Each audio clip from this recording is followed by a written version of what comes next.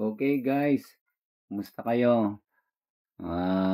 May bagyo kaya mag-upload tayo ng bagong tips sa YouTube. Bale ito guys, na-experience ko 'to, eh. Bubuksan ko 'tong aking channel, wait, 'yan, Daddy Marlon. Pindutin natin edit video. So ayan, bubuksan ko 'tong isang file na 'to. Ito yung dito sa amin, sa Batangas City. So ayan, makikita natin itong window na 'to. So itong tip, dito sa may title tingnan niyo, Batangas 55th Foundation Day. Lalagyan niyo siya ng asterisk Batangas, asterisk EBD, ito kasi yung kanilang team, asterisk Batangas City. Bale dito kasi 'pag nag-search yung mga tao, kunwari hinahanap nila yung Foundation Day, puwedeng sa Batangas sila maghanap. Mag-a-appear na 'yan, yung thumbnail niyo na 'yan. Halimbawa naghanap sila ng basta may word na Batangas, possible na lumabas 'yan.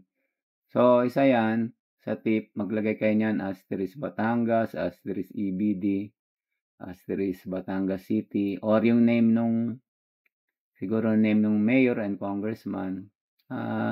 Ito na yung pinaka-basic, eh. So ayan ang isang tip, maglagay kayo niyan. Number 2, pindutin niyo 'tong monetization, 'yan.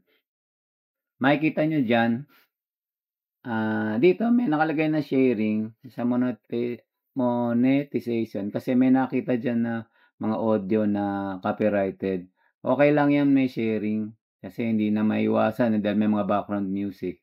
Parang hati na lang kayo dun yun sa kita, ika nga. So ayan, makikita niyo dito sa place ad during video. Bale ang gagawin natin dito, maglalagay tayo ng mga ads sa videos natin, tayo na maglalagay.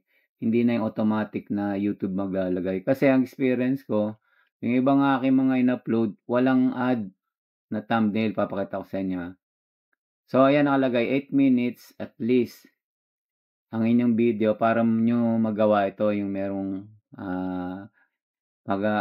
manual na thumbnail. Ito pindutin natin itong review placement. Ayan, yan yung mga thumbnails. Ayan, yan nagagalaw natin siya kung saan natin gusto ilagay. So pinaghiwa-hiwalay ko lang siya para naman hindi paulit-ulit na may ad, hindi nakakainis.